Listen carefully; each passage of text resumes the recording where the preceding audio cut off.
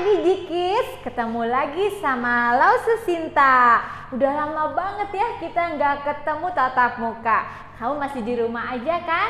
Stay safe and healthy ya. Nah, Lause Sinta nggak sendiri. Hari ini Lause Sinta ditemenin sama Lause Arif. Harus semangat dong Lause Arif. Lause Arif. Kita kan mau memuji Tuhan. Betul.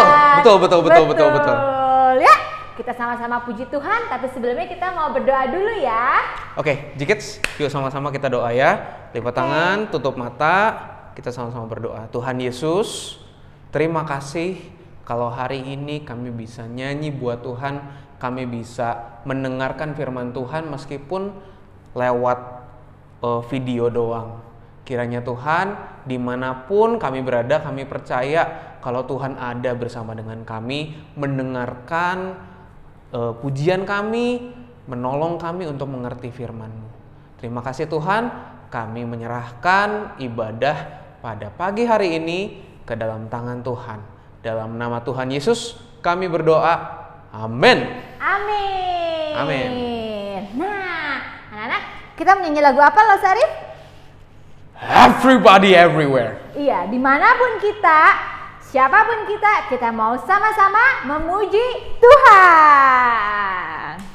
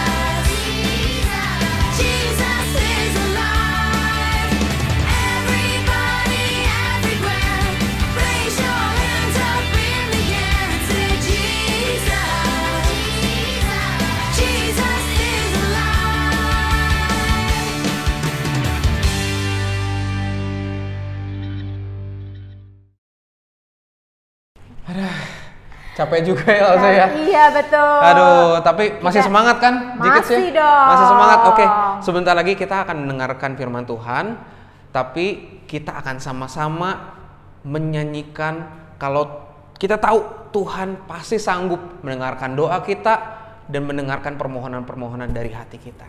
Yuk, Jikits sama-sama dimanapun kita mau sama-sama nyanyiin lagu ini. Yuk adik-adik, sekali lagi kita mau nyanyi satu lagu. Kita mau sama-sama bilang kalau Tuhan itu pasti sanggup mendengarkan doa kita, dan Dia adalah Tuhan yang mengasihi kita. Yuk, sama Lause berdua kita nyanyi lagu ini ya. Tuhan pasti sanggup. Kuatkanlah hatimu lewat hati setiap persoalan. Kenapa? Tuhan Yesus selalu menopangmu. Jangan berhenti harap padanya. Tuhan pasti sanggup. Tangannya takkan terlambat untuk mengangkatmu. Tuhan masih sanggup. Percayalah, Dia tak tinggalkanmu.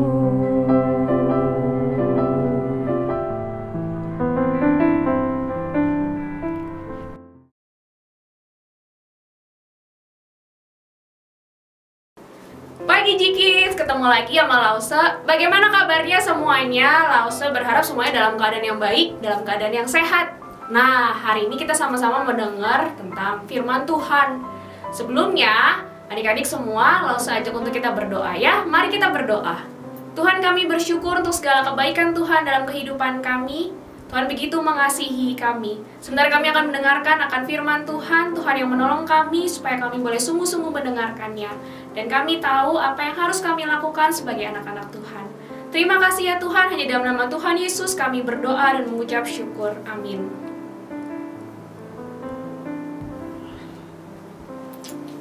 Fer, kenapa? Kok kelihatan kayak kesel gitu?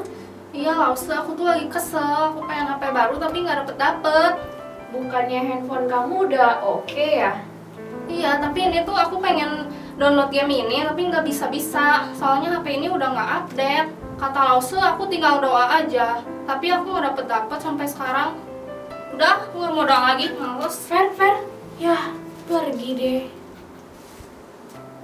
Nah, Cikits, adik-adik sekalian, tadi Vero kelihatannya kesel ya. Karena tadi dia bilang, dia pengen minta sesuatu.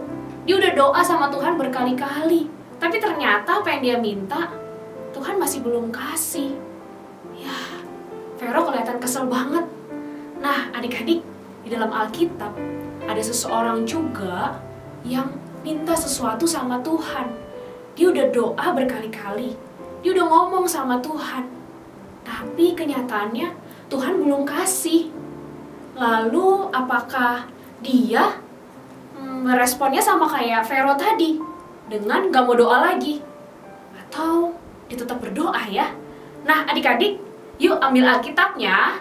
Kita sama-sama mau lihat dari Alkitab kita, dari 1 Samuel ayat yang ke-1 sampai ayat yang ke-28. Kita nggak baca semua adik-adik, nanti kita baca semua, jangan bisa tidur lagi ya. Nah adik-adik, dari 1 Samuel ini ya, ada seseorang yang bernama Hana. Siapa sih Hana ini? Hana ini adalah istri dari seorang yang bernama Elkana. Diceritakan dalam 1 Samuel ini, Hana ini udah sering berdoa sama Tuhan. Dia pengen minta sesuatu sama Tuhan. Dia minta apa sih adik-adik? Dalam 1 Samuel ini, katakan Hana minta seorang anak laki-laki. Karena ternyata didapati Hana itu mandul, atau istilahnya nggak bisa punya anak. Betapa menyedihkannya, seorang Hana nggak bisa punya anak. Hana sedih karena begitu banyak orang yang mengolok-olok dia, mencemooh dia. Wah, mandul, dia si mandul, nggak bisa punya anak.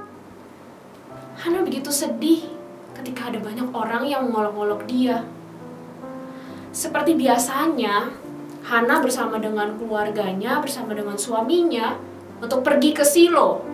Mereka pergi untuk ke Bait Allah, mau menyembah Tuhan serta memberikan persembahan korban. Dan suatu kali, dia merasa begitu sedih sekali ketika Penina mengolok-olok dia, karena dia nggak bisa punya anak atau mandul. Hatinya sangat sedih sekali. Sedih, karena dia nggak bisa punya anak.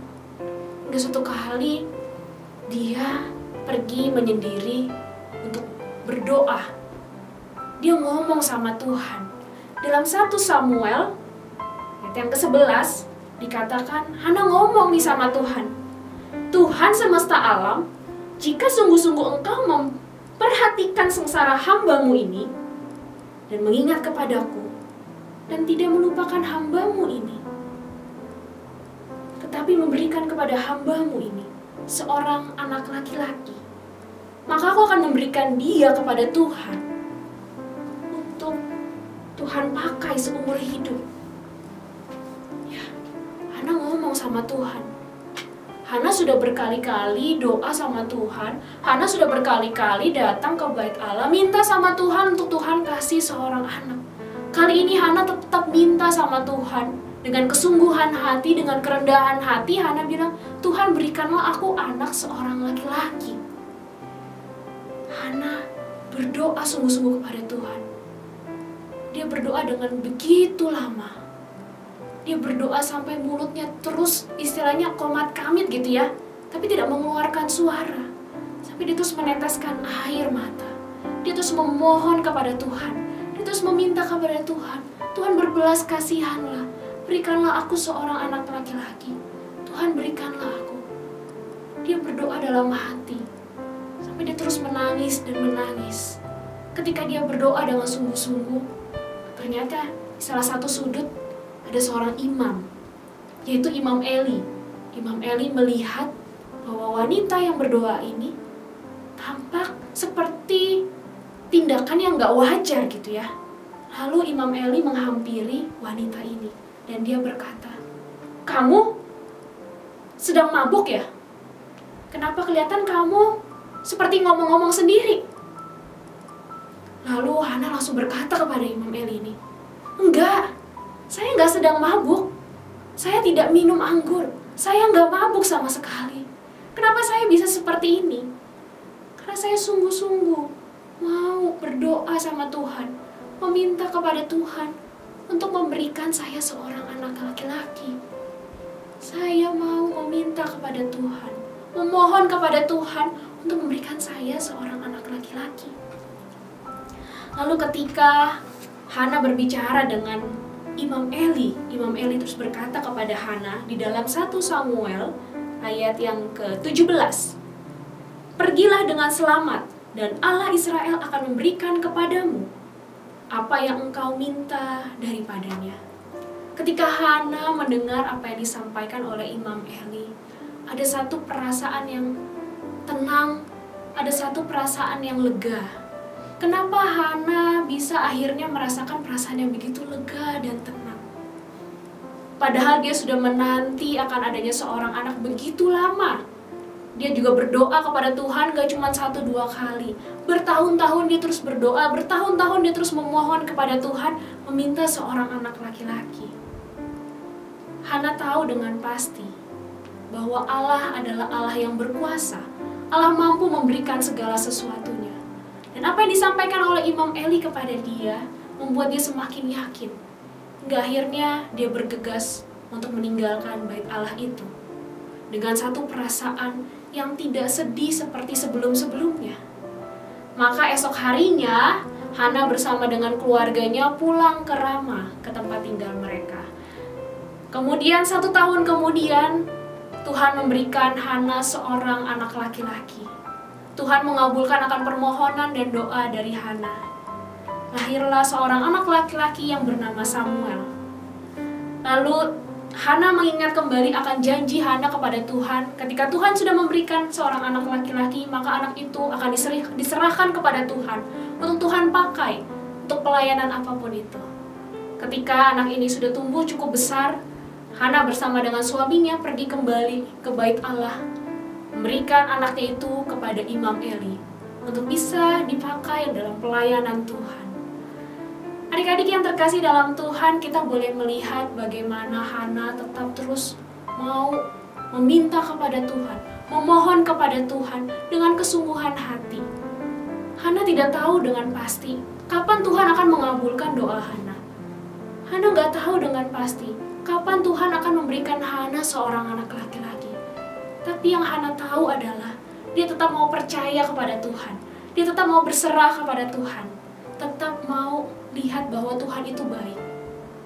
Adik-adik yang terkasih dalam Tuhan, mungkin saat ini kita udah sering berdoa, minta sama Tuhan, memohon sama Tuhan, untuk Tuhan bisa mengabulkan apa yang kita minta. Tapi jikalau sampai saat ini adik-adik merasa bahwa Tuhan, aku udah berdoa, Tuhan, aku udah minta dengan sungguh-sungguh, tapi kenapa Tuhan gak jawab doa aku, Tuhan gak kasih apa yang aku minta. Adik-adik percayalah, Tuhan pemilik kehidupan kita. Tuhan tahu kapan waktu yang terbaik. Tuhan tahu apa yang terbaik buat setiap kita. Adik-adik, ada seorang anak kecil, dia meminta kepada ayahnya. Dia meminta korek api. Lalu lantas apakah dengan segera ayahnya langsung memberikan korek api itu kepada anaknya? Tentu tidak. Dia tahu bahwa korek api ini bisa membahayakan diri dia. Maka sang ayah ini tidak akan memberikan korek api ini kepada anaknya. Demikian juga Allah kita, Tuhan kita. Dia tahu apa yang terbaik buat kita. Mungkin saat ini kita belum dikasih, mungkin saat ini Tuhan belum mengabulkan. Karena mungkin apa yang kita minta itu sesuatu yang mungkin membahayakan diri kita. Nah, karena itu, tetaplah percaya kepada Tuhan. Tetaplah bersabar dan terus berdoa kepada Tuhan. Kapan waktunya? Hanya Tuhan yang tahu. Apa yang terbaik? Hanya Tuhan yang tahu. Yakin dan percaya Tuhan itu Allah yang baik. Dia tahu yang terbaik buat setiap kita.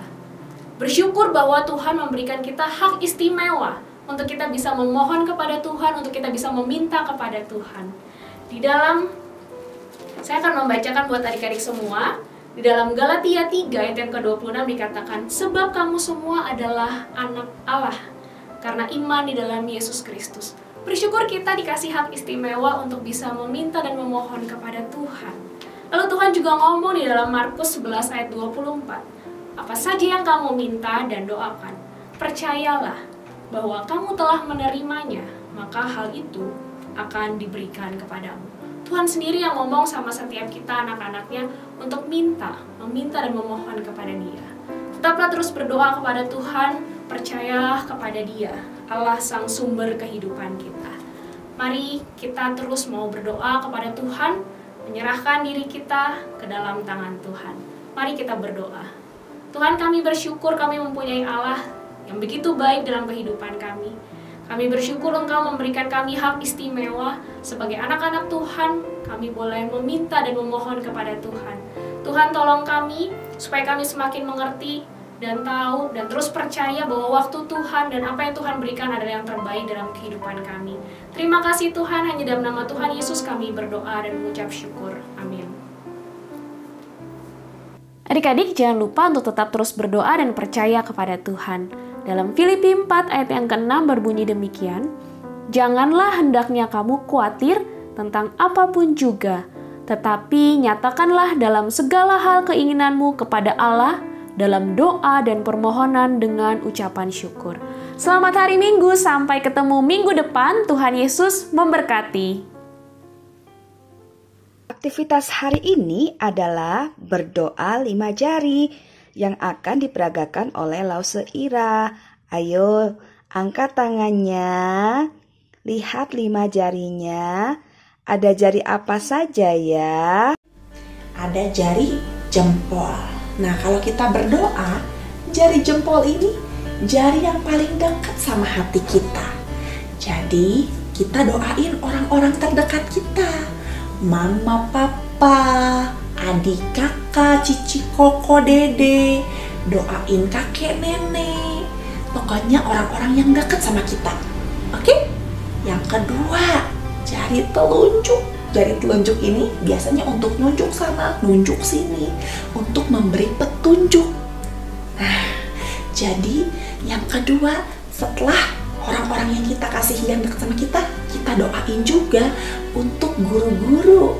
Mereka yang memberikan petunjuk, memberitahu pengetahuan sama kita, guru les yang memberikan skill sama kita, guru sekolah minggu, lause-lause yang ada di gereja. Kita doakan buat mereka.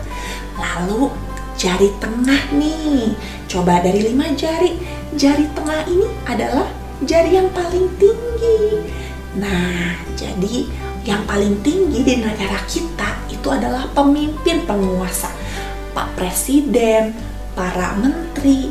Kita doakan juga supaya Bapak Presiden kita, Pak Jokowi, bisa memimpin negara ini dengan baik.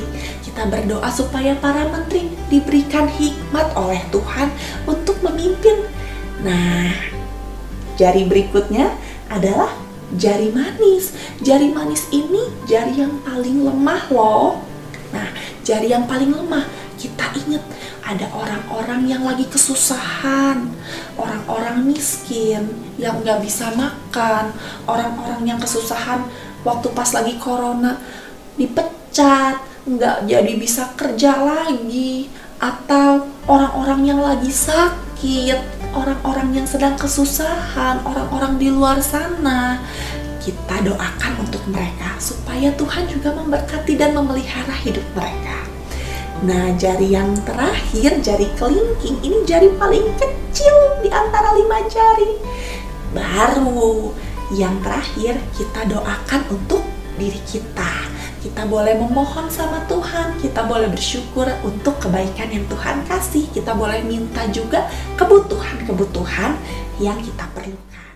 Nah, kids, gimana? Mudah kan?